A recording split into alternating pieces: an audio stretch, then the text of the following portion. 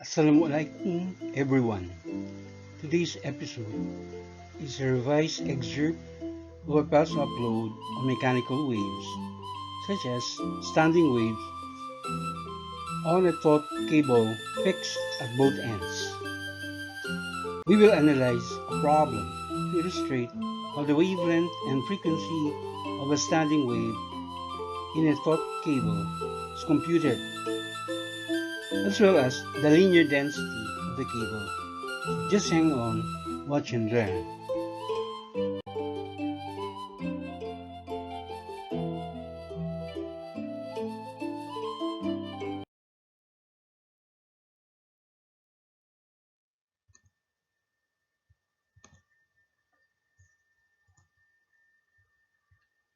When we pluck a stretched string that is fixed on both ends, a standing wave is produced. Standing wave is the result of an interference between two reflected waves from the ends of the string. It is termed standing wave as differentiated from a traveling wave because it appears to be neither moving to the right nor to the left of the string. And in this figure, we have uh, four wave patterns, right? The first wave pattern happens if the length of the string is equal to uh, 1/2 lambda, or the wavelength.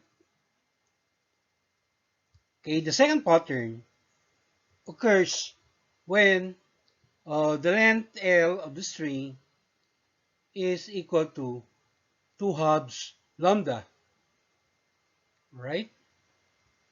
Or that means when L is exactly equal to the wavelength lambda. And then the third pattern here happens when the length of the string L is equal to 3/2 lambda. And the fourth pattern happens when the length of the string, all right, is equal to 4/2 lambda, which means that L is equal to twice the wavelength, right? Now, when the second pattern, where L is equal to lambda, is photographed, right? Um, we have the snapshot, okay, or photograph of the wave pattern, where the bold curve represents the position of the rope at a certain instant. And then, after half the period or half the cycle, all right, the position of the string is now represented by the lighter curve, right? So the combination of these two curves is what we see as uh, the standing wave, right? Corresponding to the second wave pattern that we have here, where L is equal to lambda. Now, there are points in the string, all right, labeled here as capital N, and they are called the nodes. Nodes are actually points in the string at which the string never moves, right? These are the result of destructive interference that happens when the two out of phase waves, right, meet, okay? As they approach and meet, they tend to cancel out, and so therefore we see what we call a destructive interference. And it is as if the two original waves get cancelled, right? Hence, that points in the string, right, are actually located in the equilibrium position. Now, it is understood that the two ends of uh, the string that are both fixed, okay, are considered as nodes, right? So in this particular wave pattern, we have three nodes, right? And the distance between two consecutive nodes, of course, is equal to half of the wavelength, or half lambda, right? Now, there are also points in the string denoted here by capital A, right? So these are parts of the string known as the antinodes. These are points at which the amplitude of the string motion is greatest, and they are in fact the results of the constructive interference that happened when the two in-phase waves meet, right? And they tend to add up, right? They produce what we call a much bigger wave.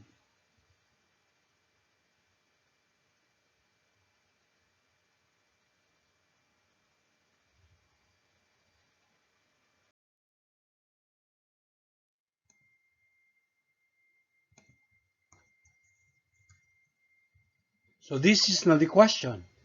A cable is stretched between two posts 3.00 meters apart.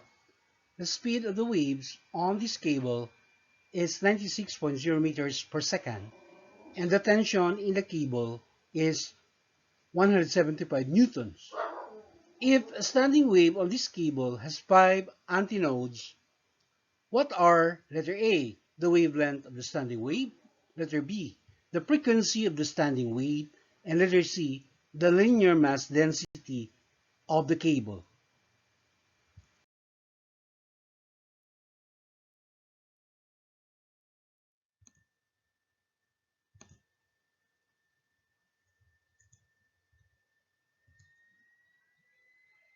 As given in the problem, the standing wave pattern in the cable of length 3.00 meters has 5 antinodes, right? The speed of the standing wave in the cable is also given equal to 96.0 meters per second, as well as the tension force in the cable. That's capital T equal to 175 newtons. And we are asked to find letter A, the wavelength lambda of the standing wave in the cable, as well as in letter B, the corresponding frequency of the standing wave denoted by small letter f. And lastly, for letter C, we're also asked to compute the what we call linear density denoted by the Greek letter mu, right? So we begin uh, by introducing this equation that relates the length of the cable, all right, and the lambda, right? So the length of the cable, capital L, is just equal to n lambda over 2, where the small letter n here represents the integers 1, 2, 3, and so on, right? So this is the equation when the string uh, has its both ends fixed, such as what is shown in this sketch, right? And to be able to compute the required wavelength lambda of the standing wave that we're talking about, okay, we just actually transpose the wavelength lambda from this equation and come up with this working formula. Lambdas of n, all right, is equal to 2 times the length L divided by n, where again, small letter n is an integer such as 1, 2, 3, right? And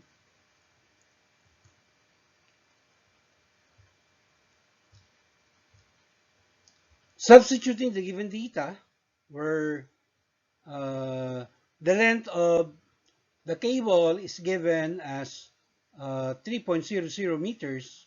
So multiplying that by 2 and then dividing it by 5. All right. Why 5? Because we're talking about the number of uh, half lambdas, okay, given in this sketch, right? This is one half lambda, another one half lambda. So 1, 2, 3, 4, 5. There are five halves lambda. Or in short, the small letter n can also be interpreted as the number of antinodes, which in this case is equal to 5, right? So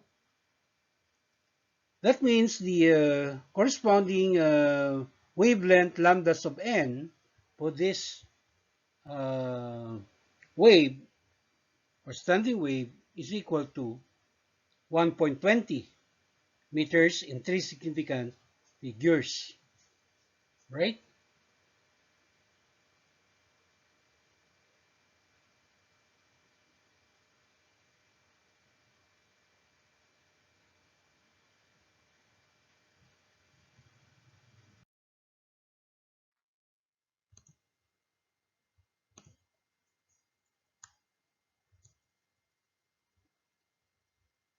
Before we continue with our answers, okay, um, let's look at this equation once again. The wavelength of the standing wave denoted by lambda sub n, which is equal to twice the length of the string divided by small letter n, referring to the integer 1, 2, 3, and so on, or which can also be interpreted as the number of antinodes. Actually, uh, waves can still exist on the string, all right? Even if the wavelength of the wave is not equal to uh, what is defined by this equation, right? But then, if the wavelength is not or does not obey this equation for lambda, uh,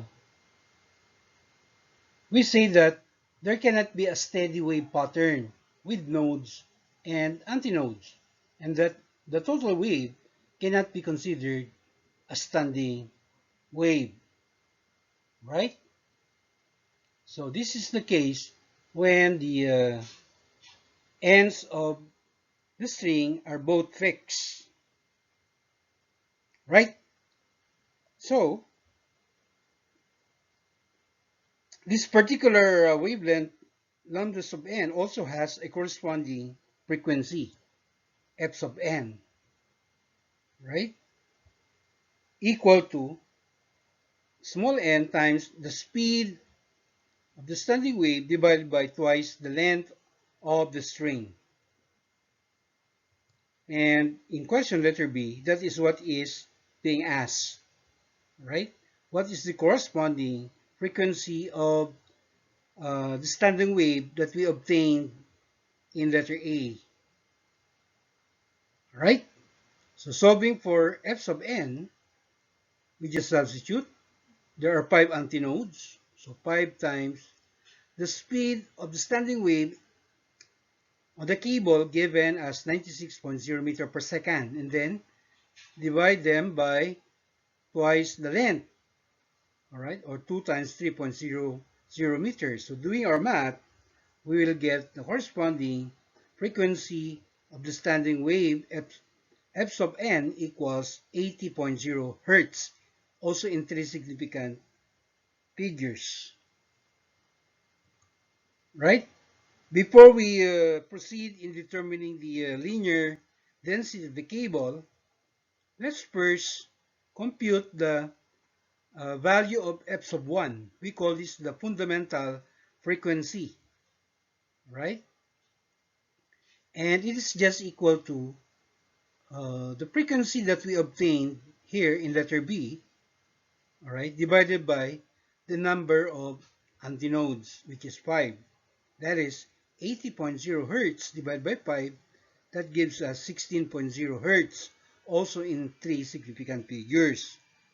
Now, we can proceed in computing the linear density of the cable, right? Using this formula, U or mu equals the tension force capital F divided by the square of 2L times F1, all right? So this formula has been derived. The original formula actually is taken from this, where okay, the speed of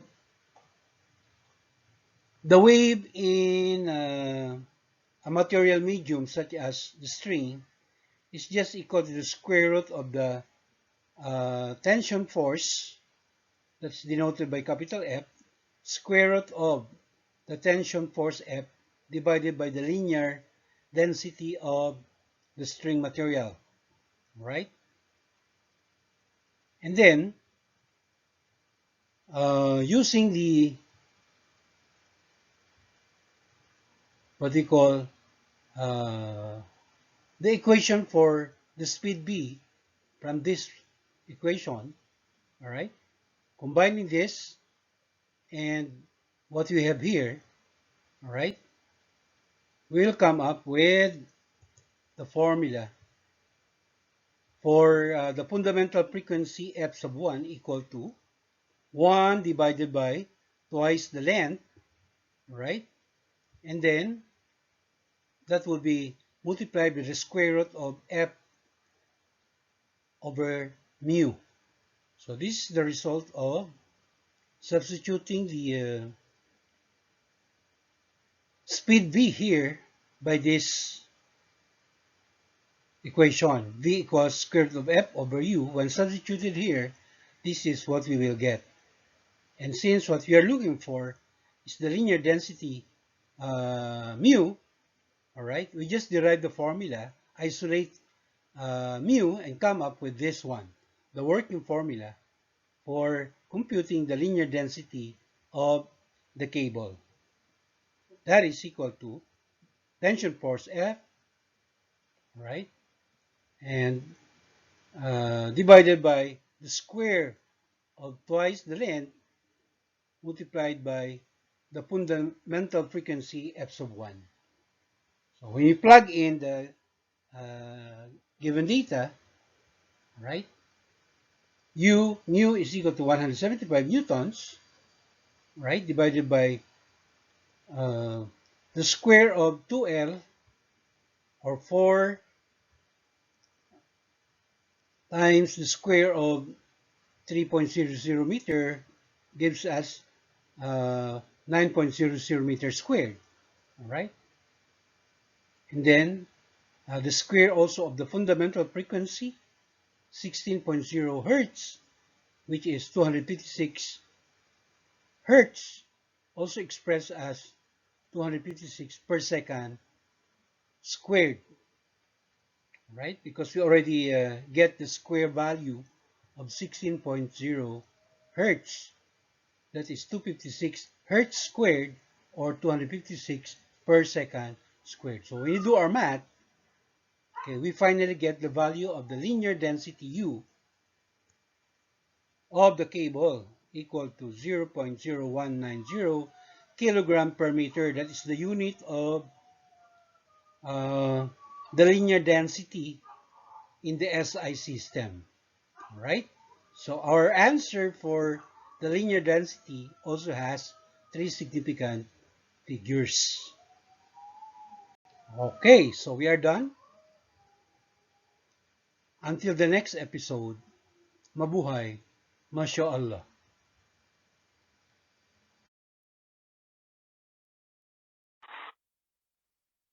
Thank you very much for watching. Please follow me in my FB page, and please don't forget to subscribe to my YouTube channel.